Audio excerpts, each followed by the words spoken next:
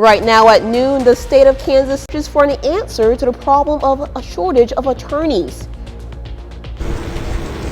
And we're coming to you live from historic Chanute, Kansas, where we're going to talk about the weather as well as the 54th Artist Alley. You don't want to miss that. And emergency responders from multiple agencies participate in an active threat training event. The 4 states' most watched news starts now. A Carthage driver is dead after a pickup truck pulls into the path of a tractor trailer near Carthage. Just before 6:30 last night, a tractor trailer and a pickup truck collided at Missouri 96 and County Road 80. The pickup driver failed to yield and pull into the pathway of an 18-wheeler. The pickup driver, John James of Carthage, was thrown from the vehicle and pronounced dead on the scene. The vehicle also caught fire. The semi-driver, William Dunaway of Neosho, suffered minor injuries and was transported to an area hospital. The Junction School District hired 2 new leaders this week for its primary, 2nd, and 3rd grade building. Drake Stevenson is stepping in as a head principal with Austin Rose as assistant principal. Both principals expressed excitement to get their job started, and they have a passion for the Junction community. It's a very family-oriented district. I think it's a family-first environment. I think people support and care for one another, and that starts from the top and works its way all the way down. Junction has always been a special place. The moment I stepped in here in 2005, just getting to know the people and how welcome they are, the community, it's just a hard place to leave.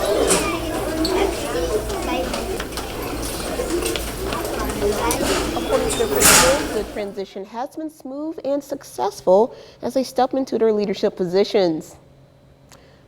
The Joplin Fire and Police Departments are participating in a situation where they might need to come together, like a situation of an active threat. 13 other area agencies also participated in the exercise. The training was a part of an active threat integrated response course hosted by the Louisiana State University. MSSU. The instructors have set together a few unknown scenarios. We're not sure. They're going to basically throw us in the deep end, and we're going to work through it, see what we do right, how we can learn, and what we can do better. There's going to be a lot of chaos if something like this were to happen in our community. And the more we train together, the better we're working together, the more likely that chaos will go away quicker and things will happen, and saving lives is the ultimate goal there of us coming together to do that. More than 40 officials participated in the 3-day-long course. The training happened in West Central Elementary, which is currently not being used for classes. And now let's take it on over to meteorologist Sam Lane, who joins us live in Chanute, where the Artist Alley begins this evening. That's right, Amber. I am in downtown Chanute, Kansas, where they are going to be celebrating the 54th Main Street Chanute Artist Alley this weekend. And it's a little bit breezy out here right now, but still not too bad with temperatures rising into the 80s. Right now, let's take a look at the satellite view, and you can see that we have mainly clear skies across not only the 4 states, but all of the Central Plains. A few storms up to the north, but those are moving away from us. Your allergies today are going to be in the moderate category, around 6.3 out of 12, and then 6.2 tomorrow, with most of that being ragweed and chenopod.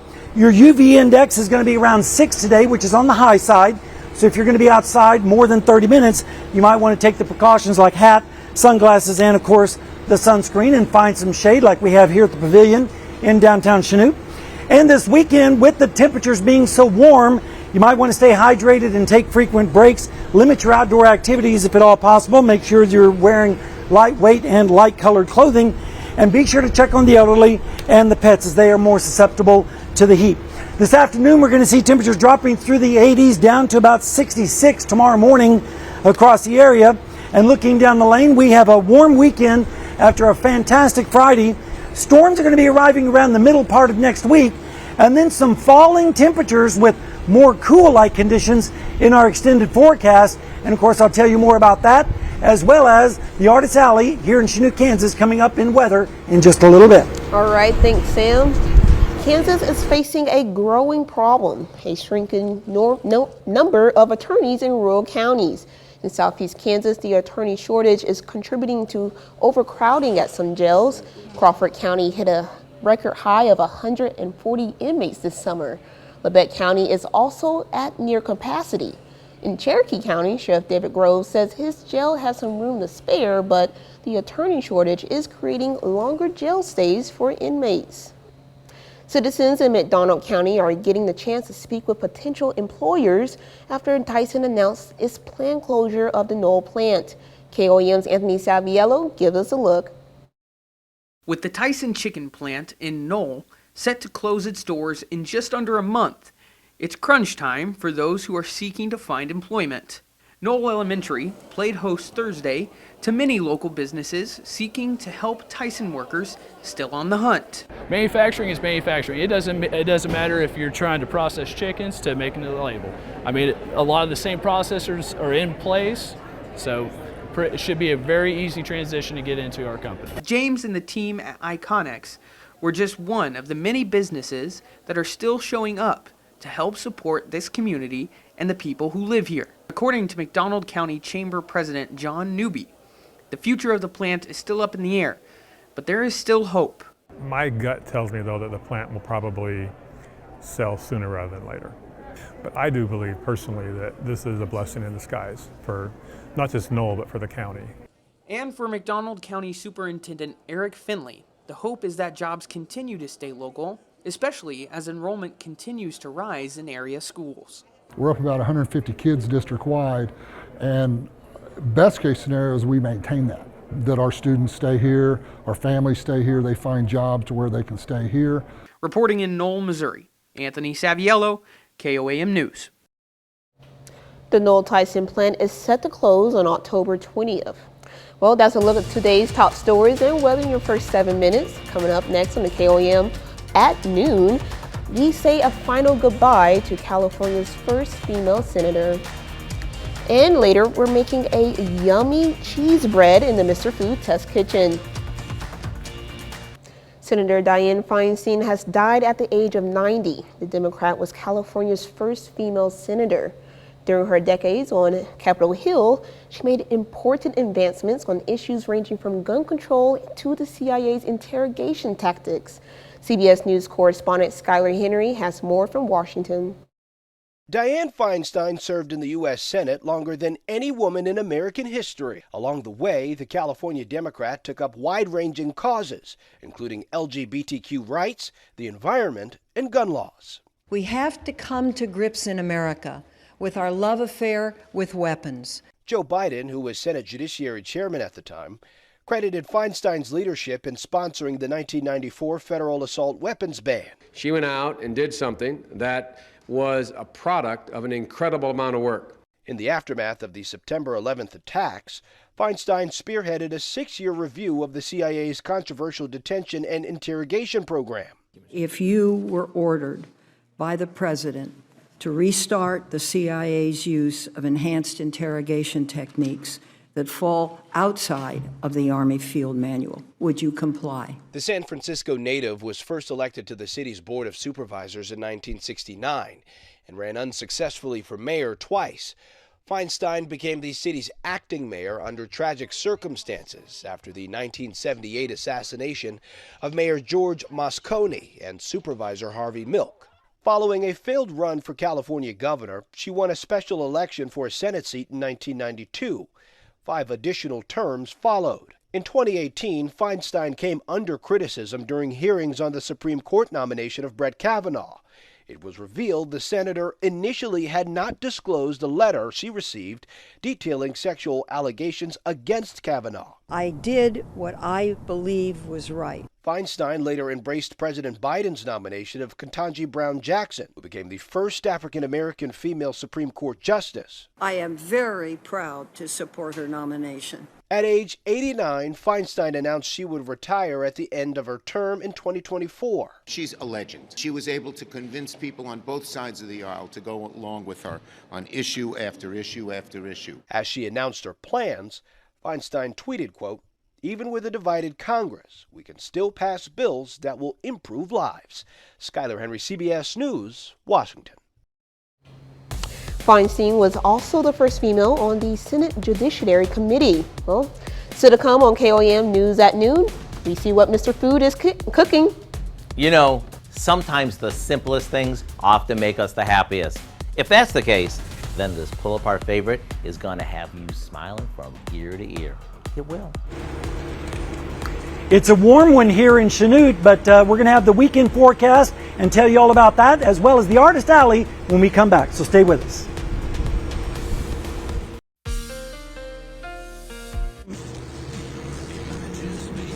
Welcome back to the KOAM Morning News at noon, and we are in downtown Chanute, Kansas, and I have here with me the Executive Director of Main Street Chanute, Ruth Ann Boatwright. And Ruth Ann, you've got a lot of stuff going on here in Chanute this weekend. We really do, Sam. First of all, thank you all for being here today because it helps promote our event. Absolutely. But this is our 54th year for Artist Alley. We've got a full day of activities planned, but I want to say we wouldn't be able to have that without all of our sponsors that we have and the support that we have from the city and from our community college here. They just, it's a community event and everybody pitches in and really gets it done and enjoys having all the visitors that we have tomorrow. How many are you expecting in town? We expect between 7,000 and 8,000. Wow. This is a weekend for a lot of class reunions, so a lot of people come back for this, and it's kind of just turned into a class reunion weekend as well as the event. So. Well, I noticed in your brochure you have a lot of stuff jam-packed in here. Car shows, artist gallery and so forth, and stuff for the kids and everything, right? Right. There's something for everyone. We've got a petting zoo for the kiddos. There's train rides that'll be at 9:30 and 1 o'clock. We've got a chainsaw artist that'll be performing, showing his work at Main and Highland. We also have the car show that will be at Evergreen. And of course, Gio will be here finishing up this mural that's behind us. That's just awesome. It's a great addition to downtown Chanute. If people want more additional information, where can they get additional information about what's going on? Well, first of all, I'd recommend everybody pick up one of these brochures that we've got here. They'll be at the Main Street Chanute booth tomorrow all day long. And then you can also go to our Facebook page and look for the Artist Alley event. And there's information posted on there as well. All right, well, it sounds like it's going to be a busy weekend here in Chanute, and it looks like the weather's going to be very cooperative, Ruth Ann, just for you. Yes. It's going to be a little bit on the warm side, but nothing that we can't really handle with some lemonade and some sweet tea. Let's take a look outside right now in Seneca, Missouri, at Indigo Sky Casino and Resort. We have mostly fair skies, lots of sunshine out there, and that sunshine's going to continue, like I said, right through the weekend. Currently, right now, in Chanute, we are sitting at 87 degrees, south wind at 14, gusting to 21, which it is helping out with the temperatures a little bit with the winds, and it feels like 91. That's because the dew point is 68 and the humidity at 53%. Right now on radar, it is all clear and is going to be staying that way for several days, and the drought situation is still bad even up here in Chanute, so we definitely need some rainfall. Unfortunately, there's not any to be found for the next 36 hours. Instead, we're going to see temperatures rising into the upper 80s and lower 90s like they are right now. Currently 86 degrees in Neodesha and 88 down in Sedan for some of the warmest readings. Dew points are also increasing into the lower 60s, and that's making it feel just a little bit sticky. And as we go through the weekend, we're going to be seeing temperatures feeling like in the upper 80s and lower 90s this weekend. So if you're going to be out and about, just make sure that you are dressed appropriately and drink plenty of fluids. Ridge of high pressure is in control right now. Will stay that way all weekend long up until about the middle part of next week. That's when the next chance of showers and thunderstorms is going to start moving into our area. Most of the rainfall is probably going to be around a half an inch or less. Higher amounts further to the south and east, where the moisture is going to be a little bit thicker. Temperatures this afternoon, like I said, are going to be in the upper 80s and lower 90s with southerly winds. Then tonight, mostly fair with lows in the 60s. And then tomorrow, we're going to see temperatures rising once again into the upper 80s and lower 90s. And then on Wednesday, that's when the chance of rain comes back in, and that continues into Thursday. But look at next weekend. Perfect fall weather with highs in the 60s and lows in the 40s. So a busy weekend here in Chanute, Kansas. Back to you. Next weekend is looking really nice. I can't wait. Thanks, Sam. Yeah. Stick around, we're making pull-apart cheese bread in the Mr. Food Test Kitchen. We'll be right back. If you're a fan of gooey cheese and bread, I know I am, well, Howard has a treat for us. He's making pull-apart cheese bread in the Mr. Food Test Kitchen. This time of year, with football season starting, back-to-school activities in full swing, and everyone getting on with their normal routines, I bet you could use something fun to serve. How about an ooey-gooey pull-apart bread that is downright awesome? The first thing we want to do is cut up a couple of cans of refrigerated biscuit dough and place them in a bowl. To that, we add a blend of shredded Colby and Monterey Jack cheese, some shredded cheddar cheese, and a can of chopped green chilies that we've drained. After that's tossed together, we place it in a baking dish and top it with any of the cheese that's left in the bowl. We pop this in the oven for about 30 minutes, and when the crust is golden and the cheese is all melty, it's time to bring it to the table. My only suggestion is stand back, because one whiff of this and everyone will come running. So here's what I suggest. Go online and get the recipe for our pull-apart cheese bread, so you'll have it on hand when you want something special, but you don't know what to serve. I'm Howard with Kelly in the Mr. Food Test Kitchen, where today we found a fun-to-nibble-on way for you to say, ooh, it's so good. This is hot and cheesy. You can find this recipe with a lot more good food from the Mr. Food Test Kitchen online. Just go to our website at KOAMnewsnow.com. Now here's a look at our 4-state market prices.